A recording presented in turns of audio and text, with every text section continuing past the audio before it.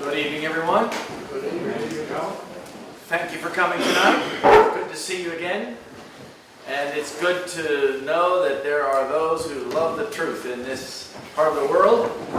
I believe that we are coming right down to the end of time because we're looking at, it's as if we're right on the precipice of major changes in religious freedom. And I want to point out to you tonight a few things about that. Come with me in your Bibles to Revelation chapter 13. Revelation chapter 13.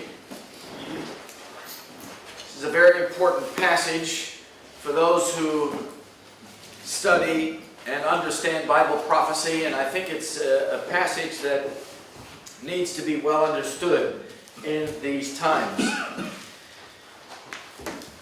This verse is very poignant. In verse 11 and 12 it says, I beheld another beast coming up out of the earth, and he had two horns like a lamb, and he spake as a dragon.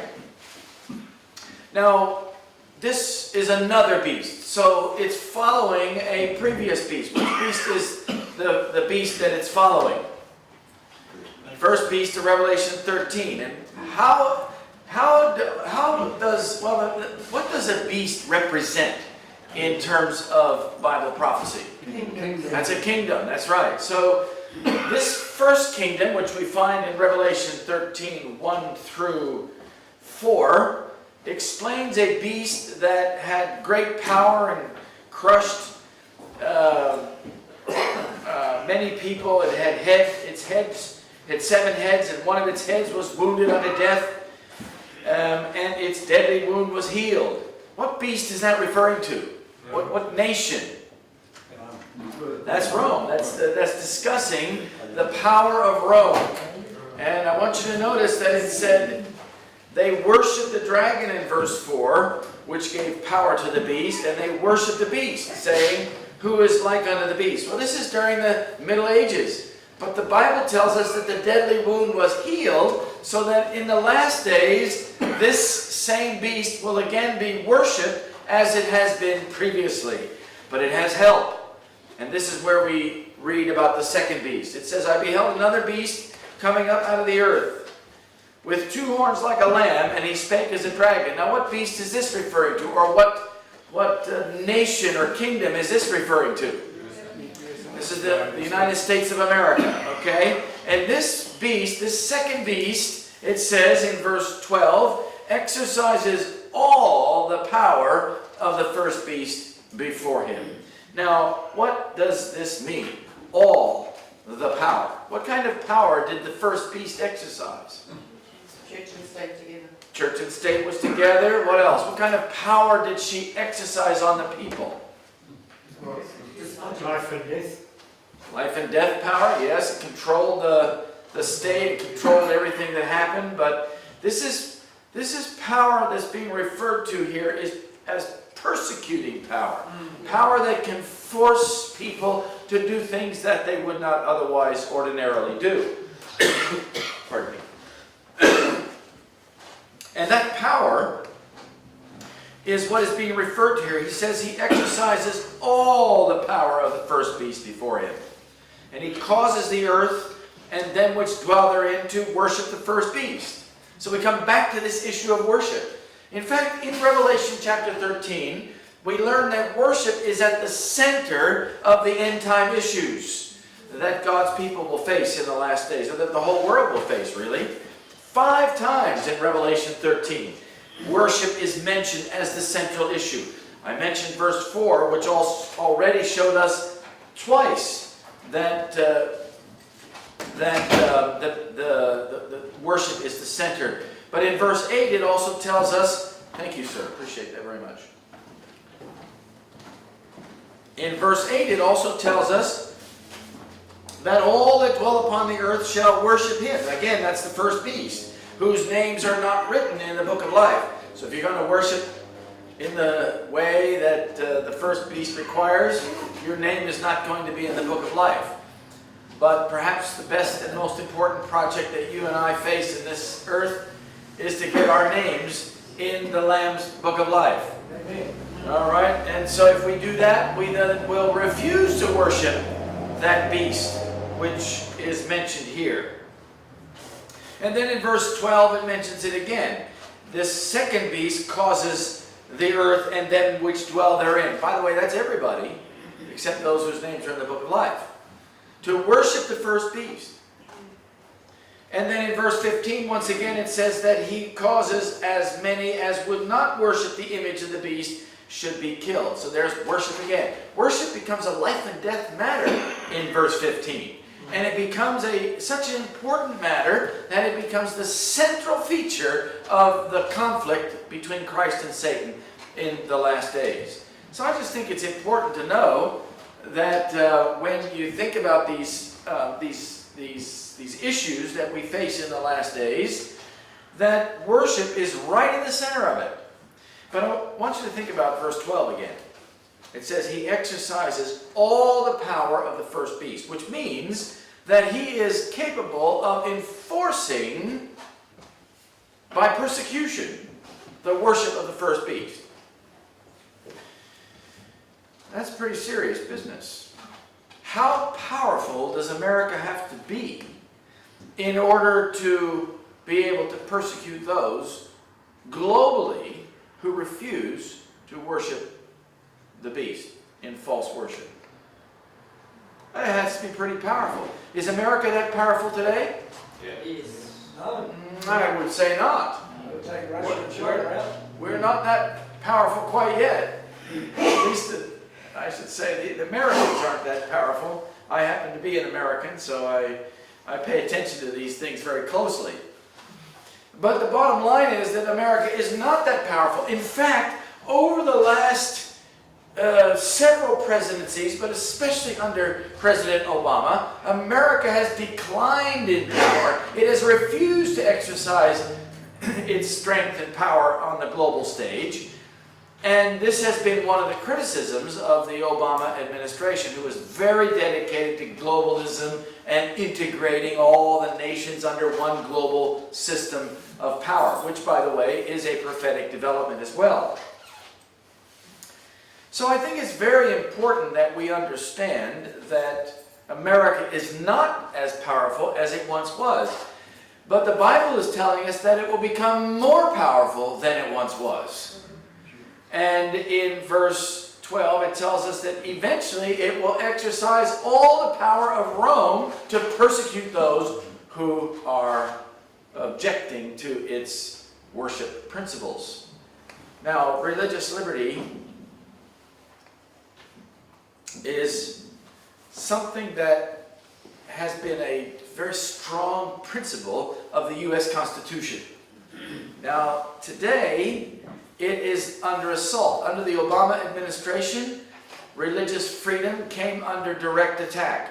It was somewhat, left alone for many, many years, even under the Bush administration, who had to address many constitutional issues as a result of the aftermath of 9/11.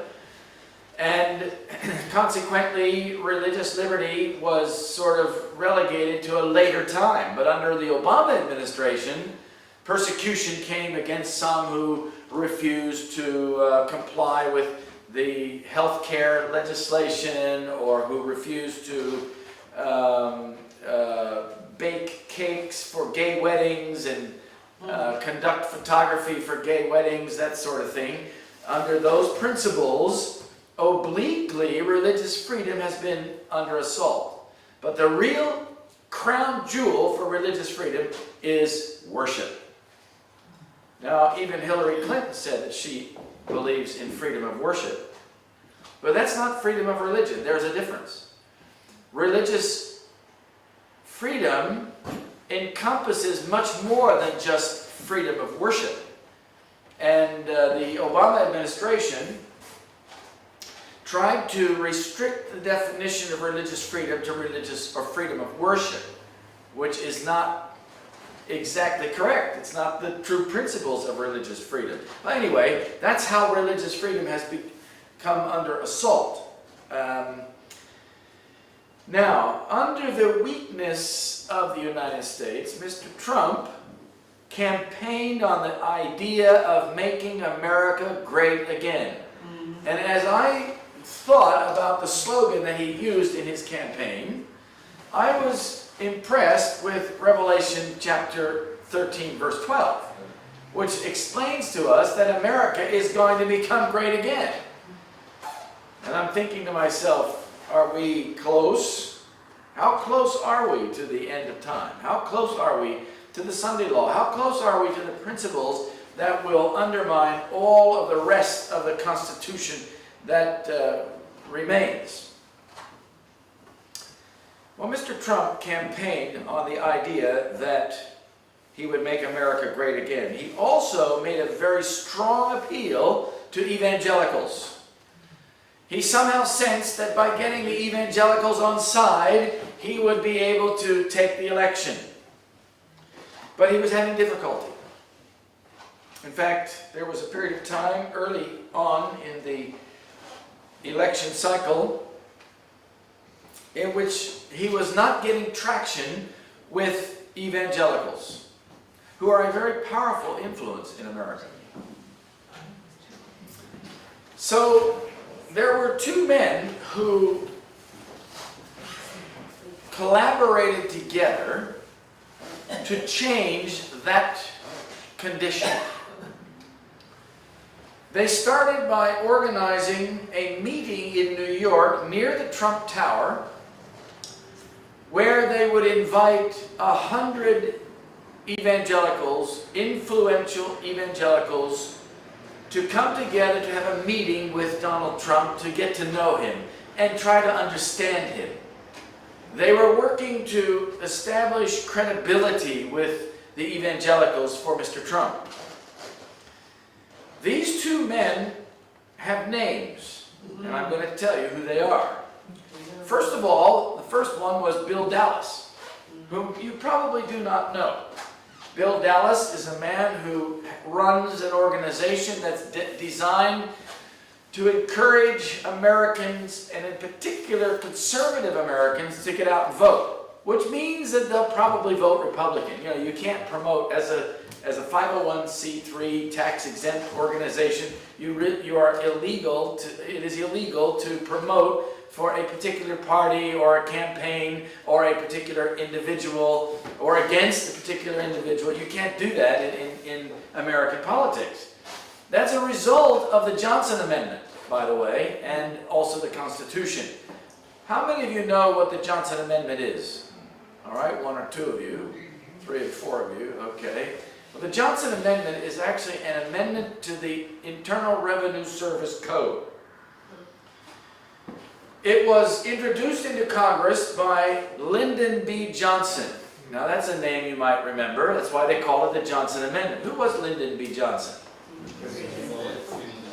He was a Democrat that became, and by the way, he was a senator. That's when he introduced the Johnson Amendment into Congress. Then he campaigned with John F. Kennedy and became Vice President of the United States. When Kennedy was assassinated, he then automatically became the president. So actually, he's one of the presidents of the United States. And Lyndon Johnson, a Democrat, was concerned that religious leaders would get too much power if they could engage in party politics. So he introduced an amendment to the IRS code that made it illegal for ministers and other leaders of 501c3 nonprofit tax-exempt organizations from speaking out politically. Well, they've become very adept at working around that. They are allowed to explain what the issues are in a campaign. They can provide voter guides which help the people understand what the candidates stand for, and then of course they can make whatever voting decision they choose. Well, needless to say, it's a way of promoting a candidate nevertheless. So they pretty well figured out how to work around it.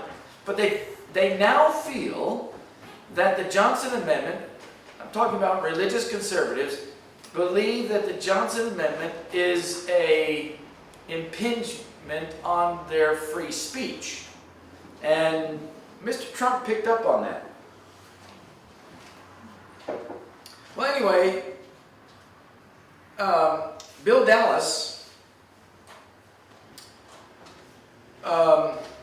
was concerned that conservatives were not going to vote in the upcoming election. And so his organization joined with another organization known as My Faith Votes, which is also an organization dedicated to getting out conservative votes for whatever causes and get them out to vote. The leader, the honorary chairman of My Faith Votes, is a name that you probably know very well. His name is Ben Carson. Ben Carson joined with Bill Dallas to organize this meeting in New York at the Marriott Hotel for 100 evangelical leaders, the most influential evangelical leaders. But there was so much interest that the meeting began to expand. They began to invite others and encourage others to attend, and ultimately there were 1,000 or more than 1,000 evangelical leaders that attended that meeting. This was the turning point for Mr. Trump's campaign. Because as they sat and talked with Mr. Trump through prepared questions, which were vetted by a small committee of individuals, that they asked Mr. Trump the questions and he gave them the answers, and throughout this meeting they were able to, try and understand his point of view. Now, Mr. Trump doesn't have a character that appeals to most conservative Christians. He is rather secular at the very least, even though he, of course, claims to be a Presbyterian. And so they were not very enthusiastic about appointing a man to the presidency of the United States who was so, unaligned with evangelical ideas. But while he was at this meeting, Mr. Trump told them, if you vote for me, things will really become good for you Christian leaders. You will have your voice back. He said he would get rid of the Johnson Amendment. And he went on to explain various things that he would do that would encourage these evangelicals to support him, and also to encourage their members to support him. He said things would be so good for them.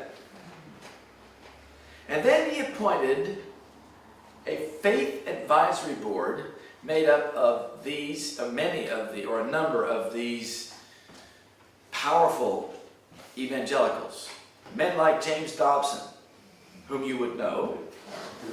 Men like Ralph Reed, who is part of the Faith and Freedom Coalition, or is the leader of the Faith and Freedom Coalition. Men like megachurch pastor Paula White, or I should say woman like megachurch pastor Paula White. She is the leader of a huge church. I think it's something like 25,000 members in Tampa, Florida. She's well known to Mr. Trump, in fact. They are actually friends. She came on his television show at one stage, and ever since they've been friends.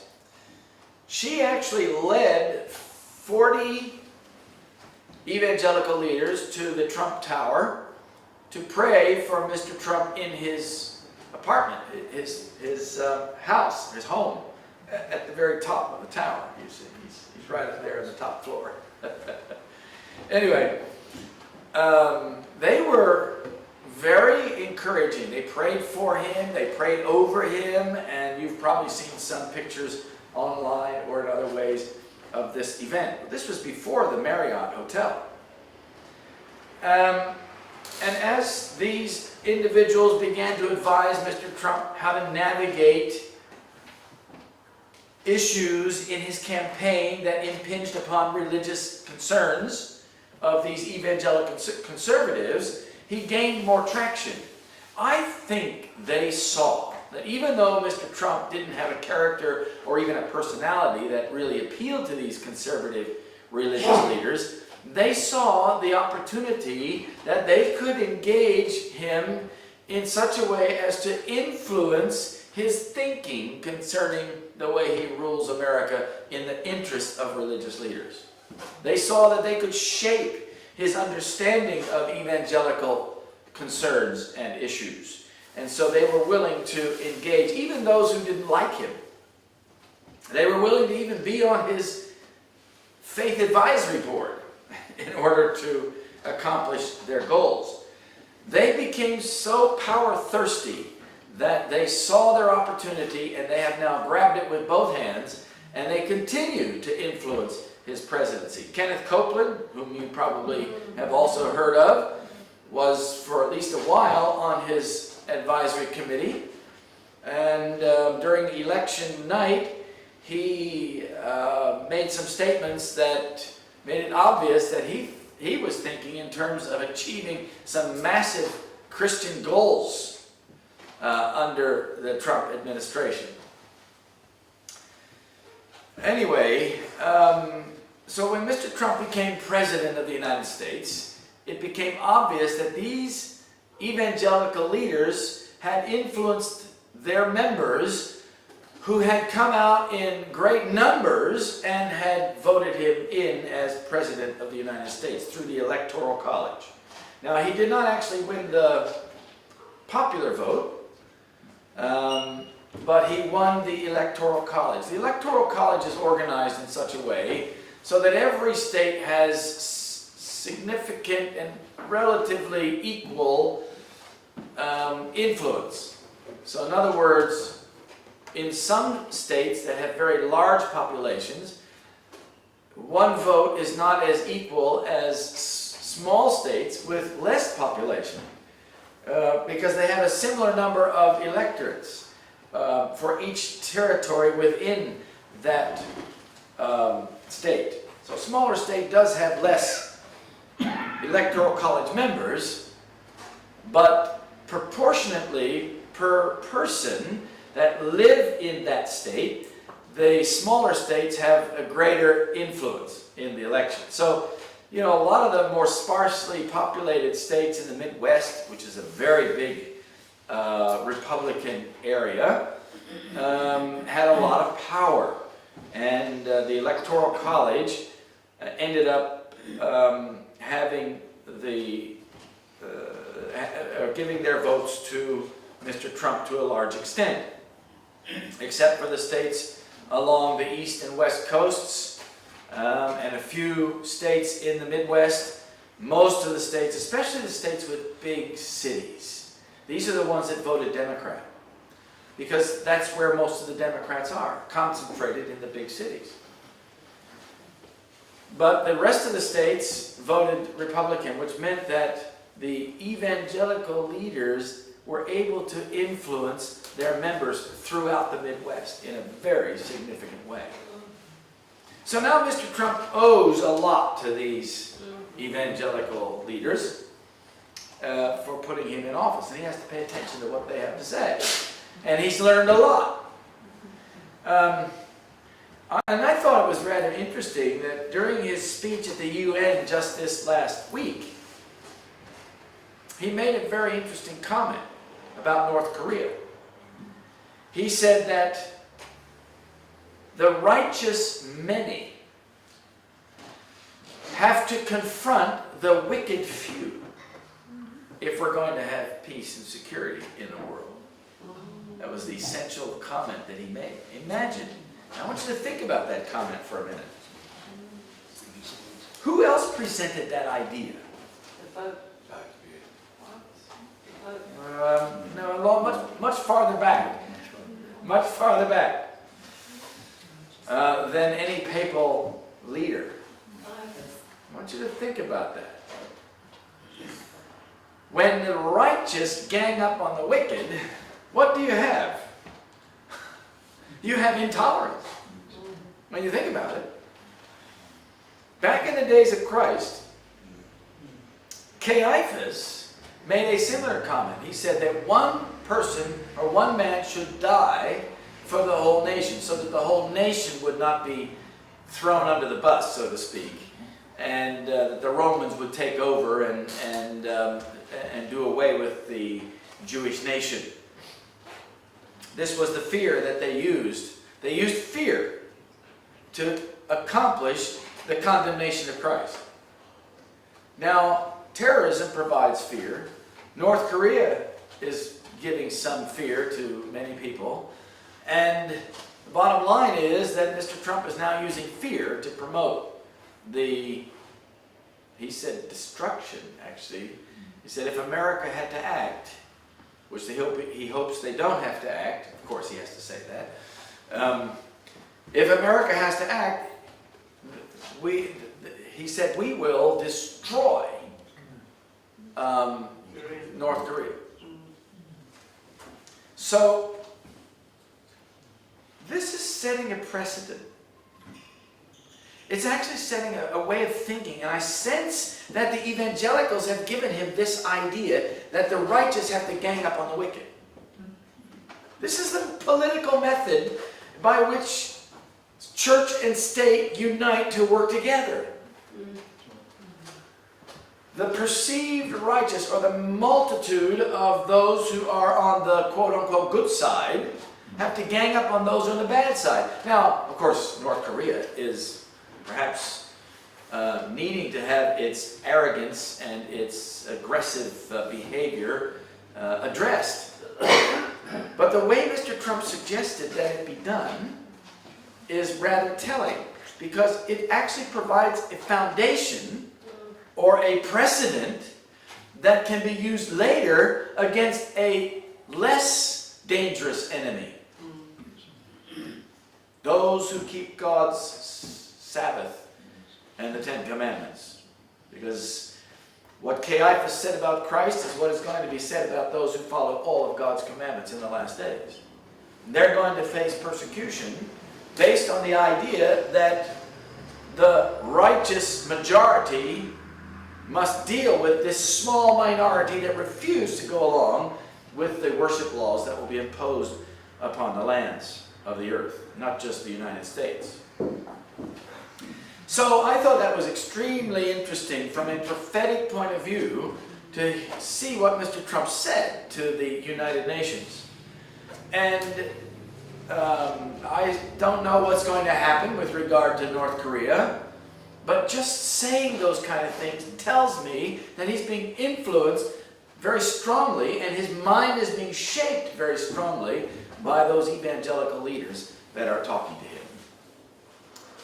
I mean, righteous and wicked, those are biblical terms. It's not secular terminology. That's biblical terminology. And it's prophetic terminology, if I might put it in that context. Not long after his presidency, Mr. Trump made a visit to 3 countries, actually more than 3, but aside from Europe, he made a visit to 3 countries that are significant from a prophetic point of view. Do you remember what those 3 countries are? Russia and the Vatican. No, not Russia. Saudi Arabia, Israel, and the Vatican. These are all 3 Abrahamic faiths. Now, how are they Abrahamic faiths? How is Saudi Arabia the homeland of an Abrahamic faith? Okay? Saudi Arabia is the center of Islam. Islam comes from Ishmael, who is the son of Abraham through Hagar. And by the way, Muslims are also integrated with another son of Abraham. Does anybody know which son that is? No. Isaac's the child of promise. No, not Esau. This is a tricky question because Abraham married another woman after Sarah passed away. Her name was Keturah. Her son was named Midian. All right? Midian. The Midianites were not the children of promise. Isaac was the child of promise, and his generation became what nation? Israel, or the Jews. So, but this was the competition between, Israelis and Muslims, which is still happening today. When you come to Genesis chapter 37, I'll show you what happened to this group of people. Come over to Genesis chapter 27. By the way, if you want to understand Revelation, you need to understand Genesis. Genesis chapter 37. This is the story of when Joseph was sold into slavery by his brothers. And you no doubt know the story very well, but there is a verse embedded in this story that tells us something about what happened between the Midianites and the Ishmaelites. It makes it very clear, in fact, that these two had become one.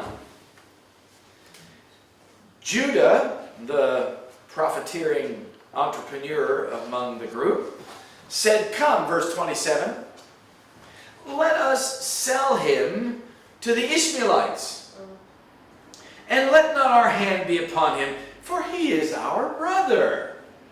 You can hear the false piety reeking through his words.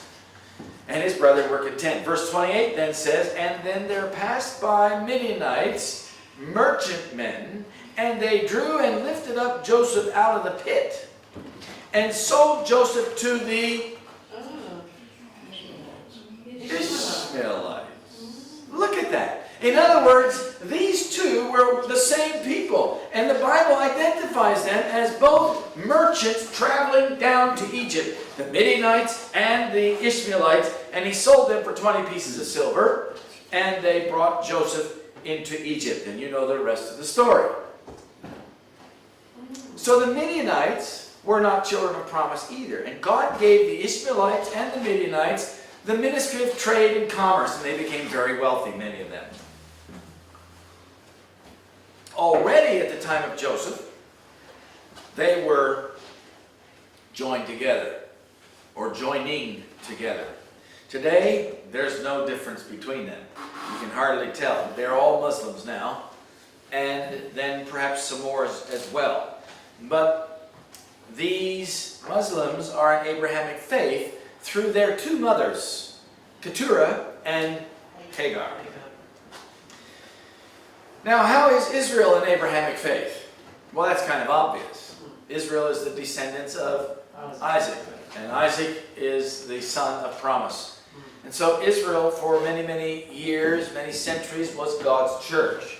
Eventually, after the crucifixion of Christ and the stoning of Stephen, the gospel went to every nation on the planet, and the Jews were no longer God's church, and those who are Christ's are now Abraham's seed and heirs according to the promise. They are spiritual seed of Abraham, the spiritual descendants of Abraham, the spiritual inheritors of the promises that were made to Abraham and his posterity. And those Jews who become Christ's also become spiritual Jews as well as physical or literal Jews. Now, how does the Vatican become one of the Abrahamic faiths, or represent one of the Abrahamic faiths?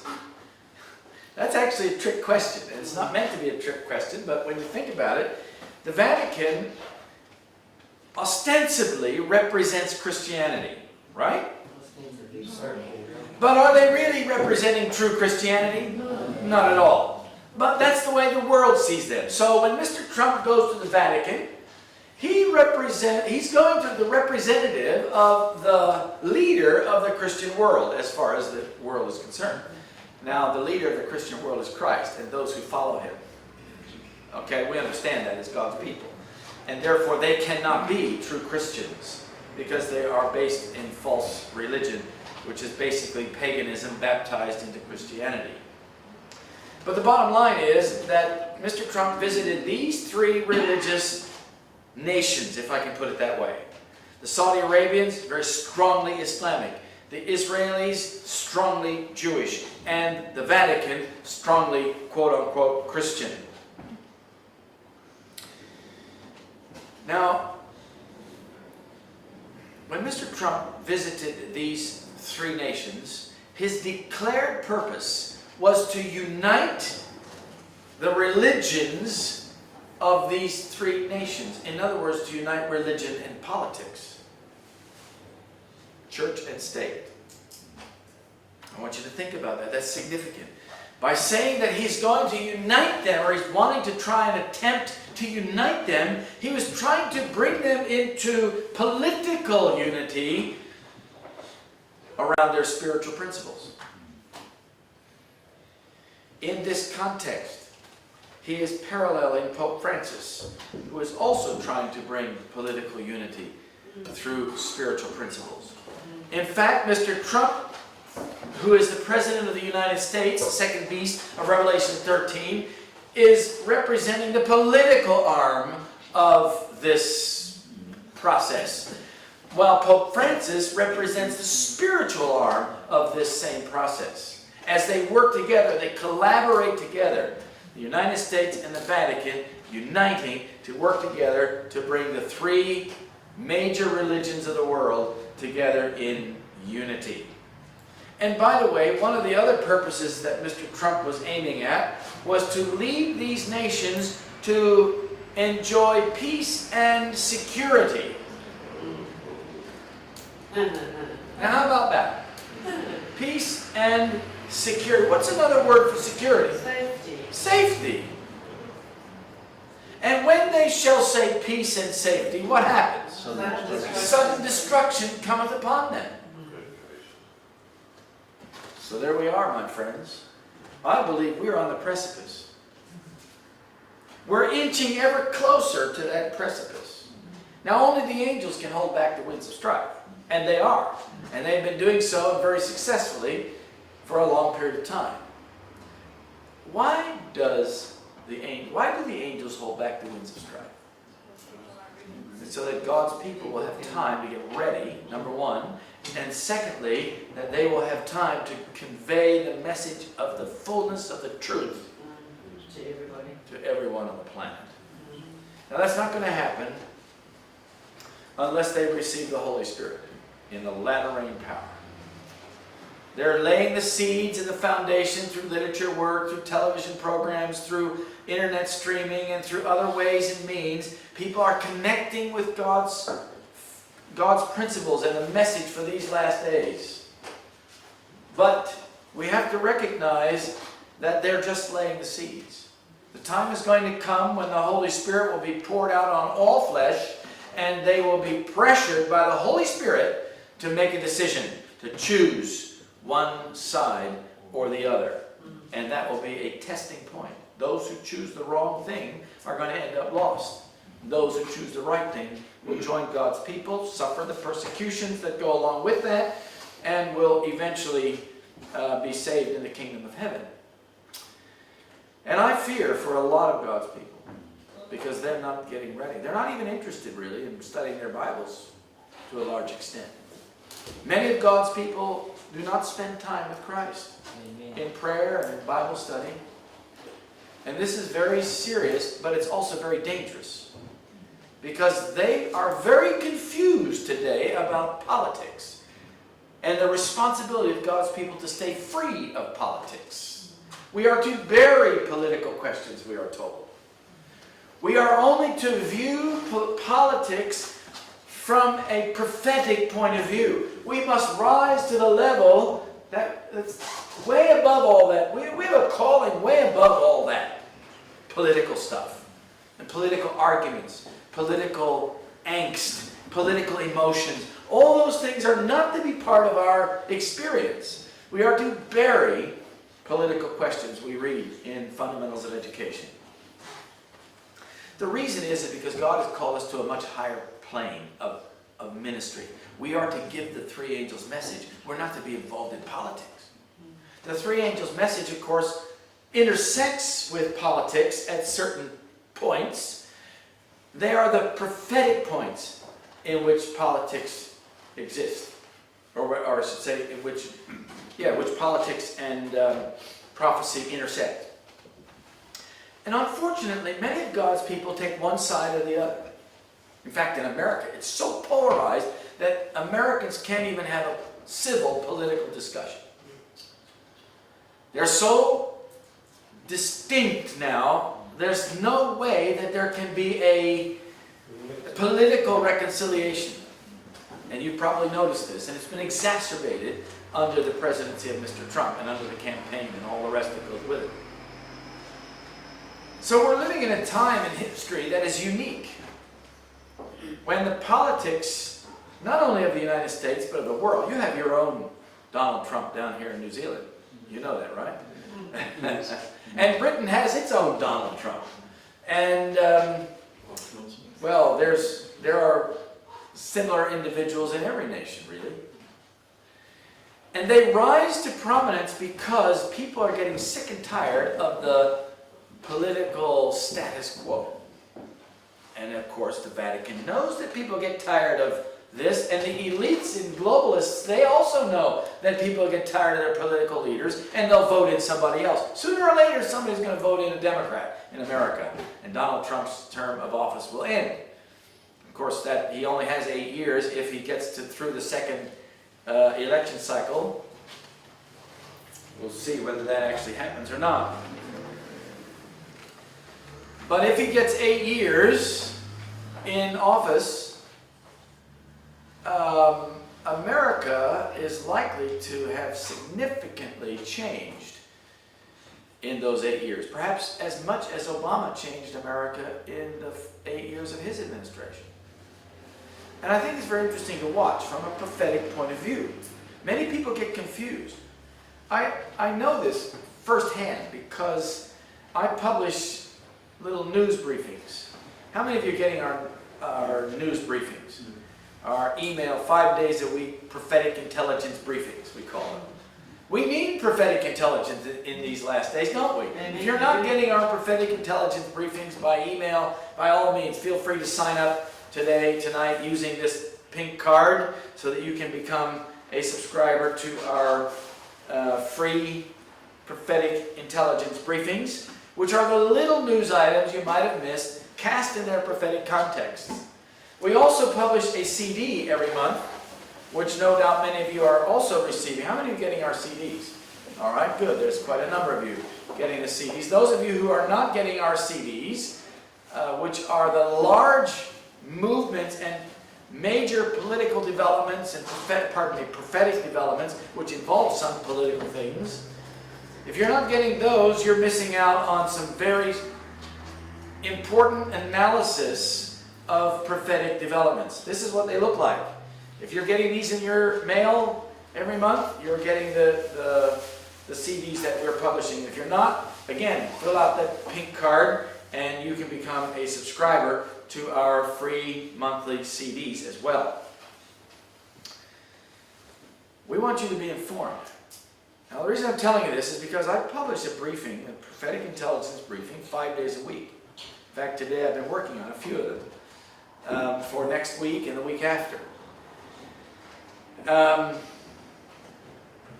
But when I publish an article that reflects on a published article from a conservative point of view, I have the liberals attacking me, accusing me of siding with the conservatives.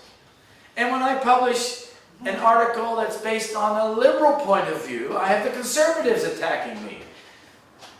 I have to point out to them over and over and over again that this is not about politics. This is about prophecy. I could care less about Democrats and Republicans.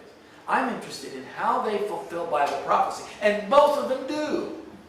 Both the liberals and the conservatives, both the Democrats and the Republicans, both the labor and capital, they all have something to do that connects and intersects with Bible prophecy. And many people are so steeped in politics that they can't see that. They don't realize that. So I'm constantly telling them about this. The trouble is that many of God's people today are are as confused as the people out there in the world. They're not studying the book Great Controversy even. They're not studying the 5th volume of the Testimonies, early writings, or other books that are related to the end times. They're not studying their Bibles, especially. And so they have no idea what the teachings of God's Word are concerning the end times.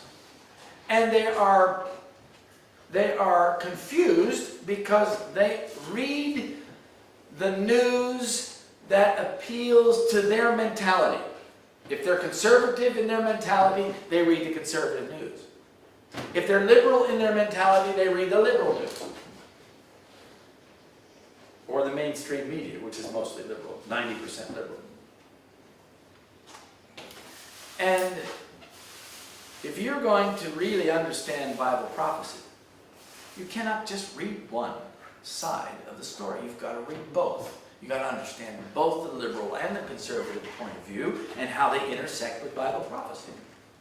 That's what we do at Keep the Faith. We're trying to help God's people understand that prophecy is more important than politics, and that prophecy takes center stage in the last days as it is being fulfilled around God's people. So anyway, coming back to Mr. Trump, he went to Saudi Arabia, Israel, and the Vatican. And by the way, I should point out that I have been tracking how quickly presidents of the United States visit the Vatican That would be good. after they are inaugurated.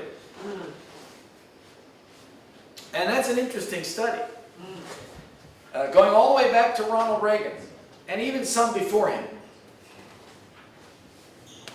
The time-space between inauguration and a visit to the Vatican has been decreasing until Mr. Trump is the most quickly connected to the Vatican of any president that's ever been in the office of President of the United States. I had thought that perhaps it was going to decline, or the space between inauguration and the first visit would be declining consistently, and it has been, except for one anomaly where one president a while back, I forgot which one, went faster to the Vatican than the one after him. But anyway, the general trend has been to decrease that time between the inauguration and the president's visit to the Vatican. George H.W. Bush was 147 days into his presidency when he visited the Pope. President Obama, I now remember, President Obama was something like 150 days. So it kind of leveled and then came down again, in the cycle. But Mr. Trump visited the Pope for the first time at 143 days into his presidency. Does that mean that the connection between the Vatican and the United States is getting more important? It could. I'm not ready to jump to that conclusion, but I'm noticing the trend. And it's not so much that President Trump visited the Pope within 143 days of his presidency, but rather the trend tells me that the connection between the United States and the Vatican is increasingly important. Not because of Mr. Trump, but because of the trend. Now, having said that, the visit to the Vatican was actually very important for more than just uniting the three key religious entities of the world. The Vatican has geopolitical status as the great negotiator on the planet. Now, Mr. Trump thinks of himself as a negotiator, doesn't he? Yes. He parades around as if he is God's gift to negotiation. But actually, the most important negotiator on the planet is the Pope himself, who significantly has negotiated some very delicate issues and has pushed certain agendas forward in ways that previous popes and political leaders, for that matter, had been unsuccessful and unable to do. For instance, Pope Francis was capable of bringing ecumenical dialogue to the last and final patriarchate of the Orthodox Church, the Russian Orthodox Church, through Patriarch Kirill. All four of the five patriarchates, all the other four of the five, I should say, had already been ecumenically engaged with Pope John Paul II, Pope Benedict XVI, and now Pope Francis, of course. But the Russian Orthodox Patriarch was very hesitant to engage in ecumenical dialogue with Pope Francis or any of the previous popes, because after the fall of communism in the Soviet Union, which by the way is now being resurrected, but after the fall of the communism in 1989, there were some things that happened that offended the Orthodox Church in Russia, the Russian Orthodox Church. And Patriarch Kirill was very keenly aware of those things. The Catholic Church had tried to come in and proselytize Russians to join the Catholic Church. And this made them very angry. After all, how can there be an ecumenical dialogue if there's going to be this competition for members from the Russian people? Of course, Adventists, Baptists, Jehovah's Witnesses, and Pentecostals and other evangelicals were very aggressive in trying to reach out and convert Russians to their faiths, and with some success, which also bothers the Kremlin and the Russian Orthodox Church quite significantly. In fact, you are aware that the Russian Orthodox Church influenced the Parliament of Russia to ban the Jehovah's Witnesses.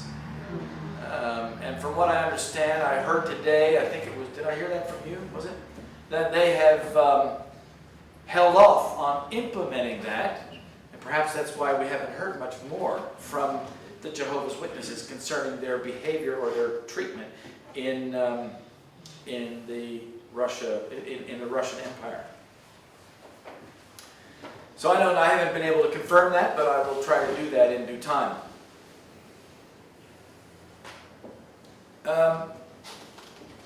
Nevertheless, Pope Francis was determined to try and reach out to the Orthodox Patriarch. And he begged him. He said, I'll go anywhere you want to go. You name the time and the place and I'll be there. That's quite a commitment. In other words, he would clear his schedule so that he could meet with Patriarch Kirill. Well, the Patriarch did not want to meet in Europe because it has a lot of issues related to the conflict between Catholics and Orthodox in Russia. And he didn't want to meet in Russia. He didn't want to meet anywhere in that region. So he had business in Cuba because the Russian Orthodox was close to the Cubans. And he went to Cuba and he told Pope Francis, all right, I'll meet with you if you would like for a short period of time in Cuba. Now you know how Pope Francis is. When he goes on a pilgrimage, a journey somewhere, he usually has several stops along the way. He goes to different points in various countries and he visits various individuals and makes certain meetings and holds certain masses and so on, and makes pardon me. And so he makes a big thing of it. However, when Pope Francis was invited by Patriarch Kirill to join him in Cuba, he included no other meetings at all. He got on a plane in Rome, flew to Havana, held a 3.5-hour meeting with Patriarch Kirill, joined with him in signing a joint statement that they weren't going to proselytize each other, among other points, other agreements that they made. He got on his plane and flew back to Rome. It was the most unusual event in papal history, at least recent papal history. And now the Patriarchate of the Russian Orthodox Church is in ecumenical dialogue with the Vatican. They're now becoming friends. And I think it's interesting because the ecumenical movement has made huge progress under Pope Francis. You look at it. The evangelicals, the Rick Warren made a pilgrimage to the Vatican. He was invited to be a speaker at a Vatican meeting on families.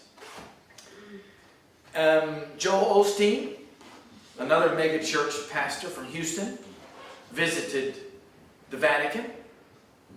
And there were several others, including the Pentecostals, led by Kenneth Copeland and James Robeson.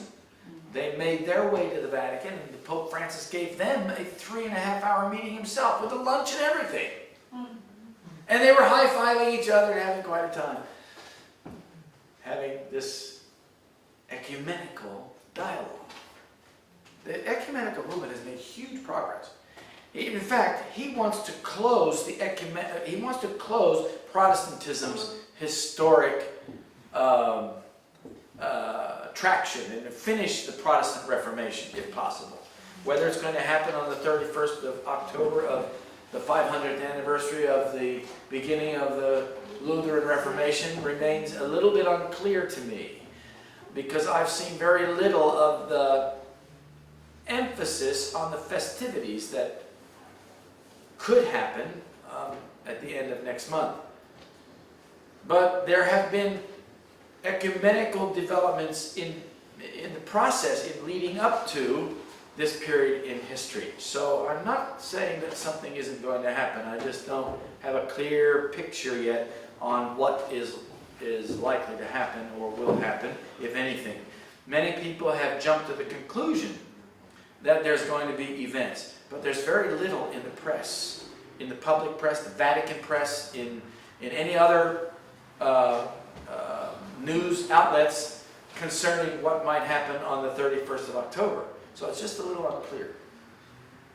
But we're certainly paying attention to it at Keep the Faith. So Mr. Trump's visit to the Vatican is significant because it places America in conjunction with the Vatican to collaborate on ecumenical projects and other projects that are important to the Vatican. The aim of all this, and this is really the bottom line, the aim of all of this is to put God's people into a corner so they cannot move. The enemy is going through major processes and costly investments in technology, in legal structures, in social reconstruction, in order to achieve his goals of putting God's people at risk. He wants to destroy them if he cannot pressure them to join him in his rebellion to Christ. So, Mr. Trump is currently working to undermine the principles which separate church and state in America. He has been to the Vatican and talked with the Pope. Now he's working to undermine those principles in the United States. And he did this through his executive order on religious liberty. I want you to think about the executive order. He cannot overthrow the Johnson Amendment. Congress has to either repeal it or change it if they're going to do anything at all, if anything's going to happen to it at all. But Mr. Trump published an executive order instructing the Internal Revenue Service not to prosecute or remove the 501c3 tax-exempt status from organizations that engage in certain political activities. In other words, he has basically stripped the amendment of its teeth. In other words, he has opened the door so that Congress can now change it. And in fact, there is at least one bill wending its way through Congress that will change. We don't know exactly how, but it will change the Johnson Amendment in relation to churches and other 501c3 organizations. It remains to be seen how they will change it. But I want you to think about what can happen if they do change it. If, for instance, the IRS, or I should say, yeah, if the Johnson Amendment is changed to the point where churches can use their tithes and offerings in support or opposition to any given political campaign, this will make a major change in the religious liberty landscape. Here's how. Currently, if you make a political donation to a candidate for public office in the United States, you do not receive a tax deduction. You are giving this on your own back, you don't get anything back. Right. But they want to change that. If they change that and allow churches to invest their tithes and offerings in political campaigns, what do you think is going to happen to the donors to political campaigns? Well, suddenly there will be a lot of conversions to the church of their choice. This church supports my candidate, so I've suddenly become a Presbyterian, or I've suddenly become an Anglican, or I've suddenly become, in America it's Episcopalian, or I've suddenly become a Pentecostal, and connected to this particular Pentecostal church because they are supporting my candidate, you know? And then they put their money in and they get a tax deduction for it. Yeah, but ultimately, In fact, it will strip political PACs from effectively from having any money to do their political lobbying and political action. Because it will become far more attractive to political donors to get a tax deductible receipt for their political contribution. Imagine a political donor coming to a given church, let's say Joe Olstein's church, or Rick Warren's church, or one of these other Paul White's church, another mega church, whatever mega church it might be. He will say to them, all right, I want to invest $1 million in such and such candidate. And I'm in a 30% tax bracket. I'm willing to put the tax deduction that I get into your building project, $300,000. Now, do you think that would be attractive to any one of these mega churches? Of course it would. How will this affect the thinking of the preachers who preach in those churches? Will they suddenly have a little different tack in their preaching to make sure that they don't offend their major donor or donors? Of course they will. It will corrupt the church. When you mix church and state, you corrupt the church as well as the state. The state's already corrupt. Politicians can't be trusted. Not even Donald Trump can be trusted to fulfill all of his campaign promises. But he has so far made the evangelicals very happy with it. So the bottom line is, if this changes in America, we are going to see a dramatic change in memberships in churches. Those who support this candidate will join this church. Those who support that candidate will join that church. Right now, they're all mixed together. They go to the church that's closest to their home, or that appeals to them the most, or where the pastor has got a dynamic approach, or whatever, you know. They go to the church that appeals to them.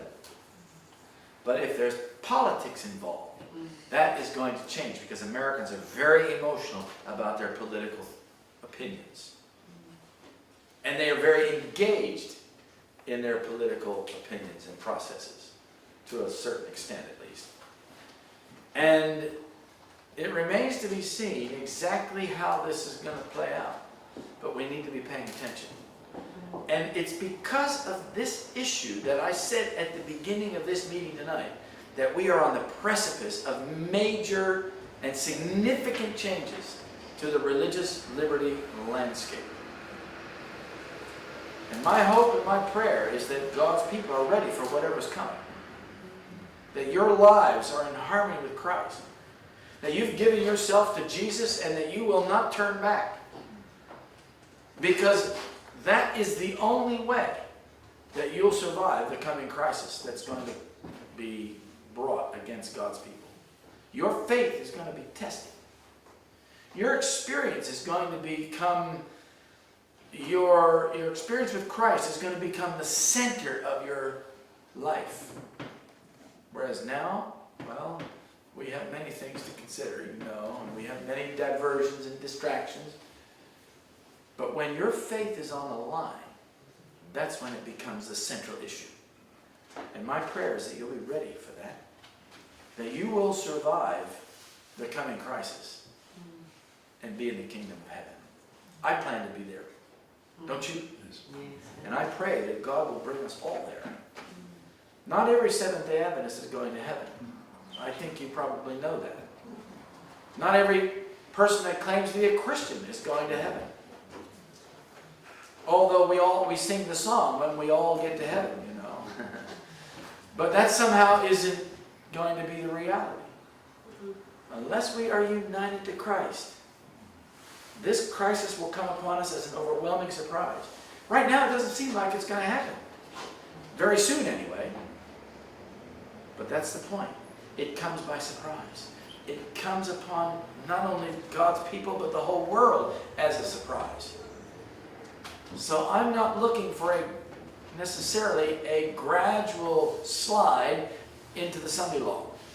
I see us sliding in certain prophetic ways, but it's a precipice to the Sunday law. Amen. And we're inching closer and closer to that precipice. And when it happens, it will be a surprise because suddenly your foot will slip. I was actually in Okinawa about 3 weeks ago. Japan. Okinawa is the tropical region of Japan, which is off on its own way to the south of the mainland Japan. While I was there, the self-supporting group that I was working with there was considering how to establish a school for training missionaries and ministers and pastors because they have a self-supporting movement there that is starting to develop, and they're very concerned about that. So they want to start a little school. But anyway, we went visiting. We went far up to the top end of the island, the north end of the island, to look at a piece of property that is available for use as a school. And while we were there, we went hiking. And we hiked down to a river going through the jungle. In fact, we put on river walking shoes and we walked right down the river, right in the middle of the river. It's not a very deep river, but it was a lovely day. It was a lovely river, and it was just a wonderful experience, fresh and cool, and you know, all of that. There was a swimming hole down farther where there was a little waterfall, and so we actually went in swimming in the waterhole. After we were done swimming, we climbed out and walked out on this track out to the place where we could connect with the car that was to take us back up the hill.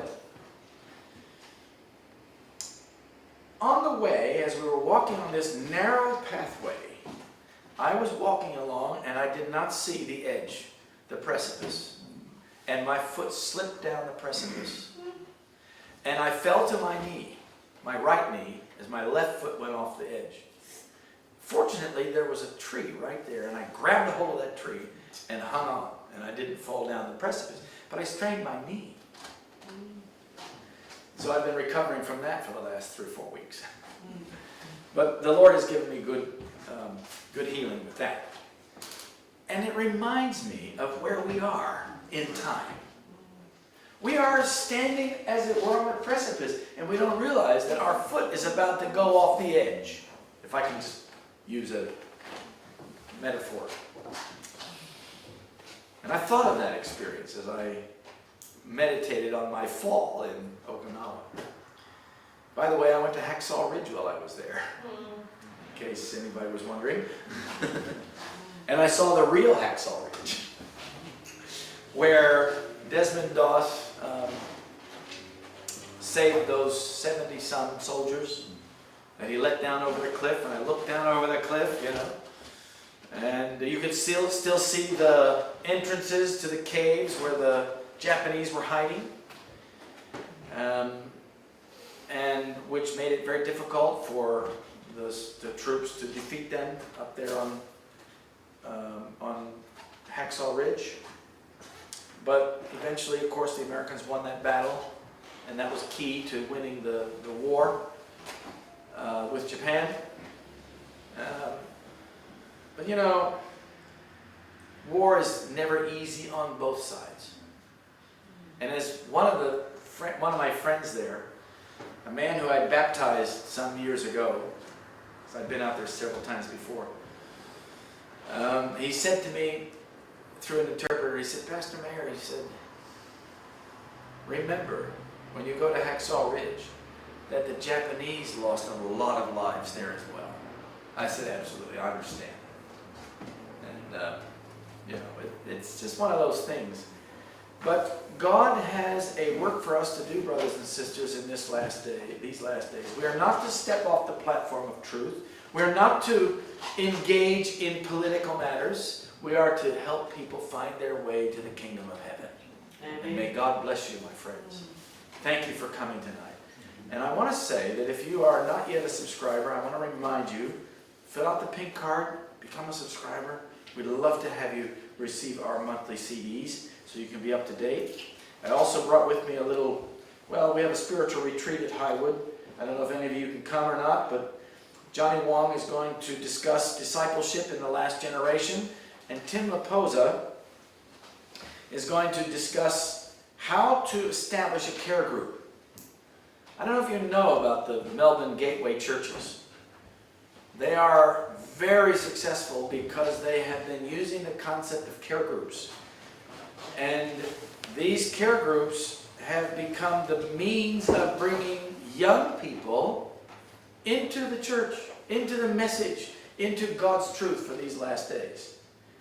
Care groups are important because it's a special way, a special method of inviting people to get close and become friends with them and engage with them in practical Christian life.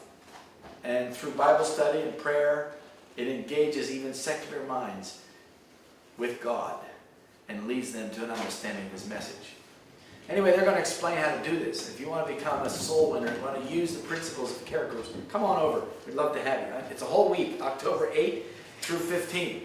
We'd love to have you. There's other materials on the back. I don't know if you all got a card about Stephen Bohr and the camp meeting that we're having over in January. I know you had Stephen Bohr last year here. Well, this will be an update. So, you know, if you want to come, you're welcome to do that as well. We'd love to have you come visit Highwood. Highwood is now, well, let me put it this way. Highwood is back. And it's back in strength. God has really blessed us.